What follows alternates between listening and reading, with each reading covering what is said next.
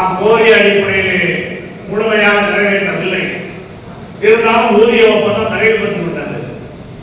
ஆனால் நாம் முன்வைத்த கோரிக்கைகள் பலவற்றை அரசு நிறைவேற்றவில்லை. குறிப்பாக ஓய்வு பெற்ற ஊழியர்களுடைய கோரிக்கைகள் சம்பந்தமாக அரசு பல பிரச்சனைகளை பின்னாலே நான் சொல்கின்றேன். பல பிரச்சனைகளை நாம் முன்வைத்த பொழுது கூட அரசு அதற்கு உரிய பதில் சொல்லவில்லை.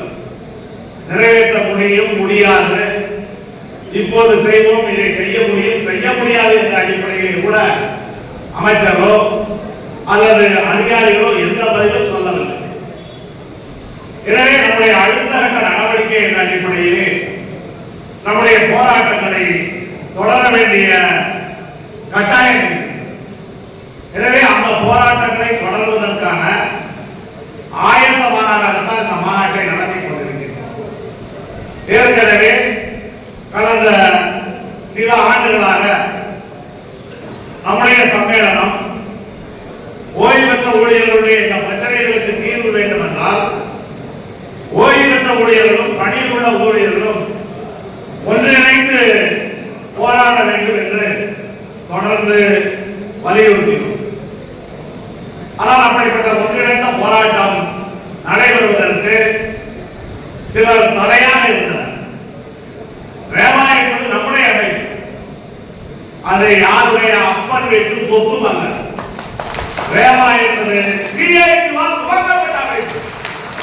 துவக்கிய தலைவர்கள் மேடையில் வீற்றிருக்கின்றார்கள். இந்த அமைப்பை இவ்வளவு பெரிய அமைப்பாக வளர்த்த தோழர்கள் இரவு பகல் என்று ஓய்வு பெற்ற ஊழியர்களுடைய வீடு வீடாக சென்று இந்த அமைப்பை இவ்வளவு பெரிய அமைப்பாக உருவாக்கிய தோழர்கள் எதிரே உட்கார்ந்து யாருடைய அப்பன் வீட்டு சொத்து கிடையாது. ஆனால் பிரச்சனை என்ன? இந்த அமைப்புக்குள்ளே சில ஸ்தாபன ரீதியான பிரச்சனைகள் ஏற்பட்டது. பல மட்டங்களிலே பேசினோம். பிரச்சனைகள் தீரவில்லை. ஒரு அமைப்பு அரசை எதிர்த்து போராட வேண்டும் என்றால் அந்த அமைப்பு வலுவான அமைப்பாக ஸ்தாபன கட்டமைப்போடு இருக்க வேண்டிய அமைப்பாக இருக்க வேண்டும். ஆனால் இந்த அமைப்புக்கு சில நோய் வந்தது சகஜம்தான்.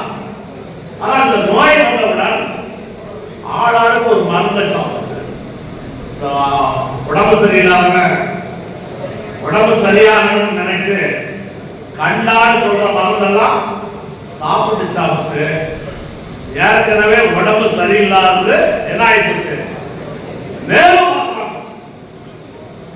அதனால மேலும் மோசமா போனதுனால சரி இதை சரி பண்ணணும் ஒரு பெரிய டாக்டர் தான் போனோம். பெரிய டாக்டர் ஊசியை போட்டு ஒரு வாரம் கழிச்சு வான்னு சொன்னாரு.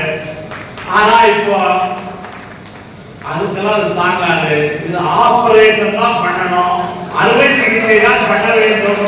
அறுவை சிகிச்சை பண்ணி சில பாகங்களை அகற்றினால்தான் பணம். அதனால இப்போ பிரச்சனைகளை பேசும்போது சில வரலாற்றை எல்லாம் சொன்னாங்க. இன்னைக்கு நாட்டிலே என்ன நடந்து கொண்டிருக்கிறது? சங்கி கூட்டம் வரலாற்றையே மாற்றிருக்கிறது. சுதந்திர போராட்டத்திற்கு சம்பந்தம் இல்லாத சவர்க்காரை சுதந்திர போராட்டங்களுடைய வீர தியாகி என்று சித்தரிக்கின்றது. அதே போல வரலாற்றை மாற்றக்கூடிய தோழர்கள் எச்சரிக்கையாக இல்லாவிட்டால் வரலாற்றை மாற்றுவார்கள். வரலாறு எங்களுக்கு சொந்தம் என்று கூட சொல்லுவார்கள். அந்த வேலையை சிலர் செய்து கொண்டிருக்கிறார்கள். நாட்டில் பல விஷயம் நடக்குது. மத்தியிலே அரசாங்கம் இருக்கின்றது. அங்கே இருக்கக்கூடிய எம்பிகளுக்கெல்லாம் வீடு கொடுப்பாங்க. அந்த வீடு எதுவரை? பதவி இருக்கிறவரை. பதவி இழந்த உடனேயே என்ன செய்யணும்? வீட்டை காலி பண்ணி கொடுக்கணும். ஆனா சில எம்பி பதவி போன பிறகு அங்கே அரசாங்கம் கோர்ட்டுக்கெல்லாமே போகுது. பதவி போன பிறகு அங்கே இருக்கிறாங்க. அம்மா அமைப்புல சிலருக்கு சில பதவியை கொடுக்கும். அந்த எம்பியாவது குடிதான் இருக்கான். வீட்டையே விற்கிற மாதிரி அமைப்பையே திட்டாப்பட மாட்டான்.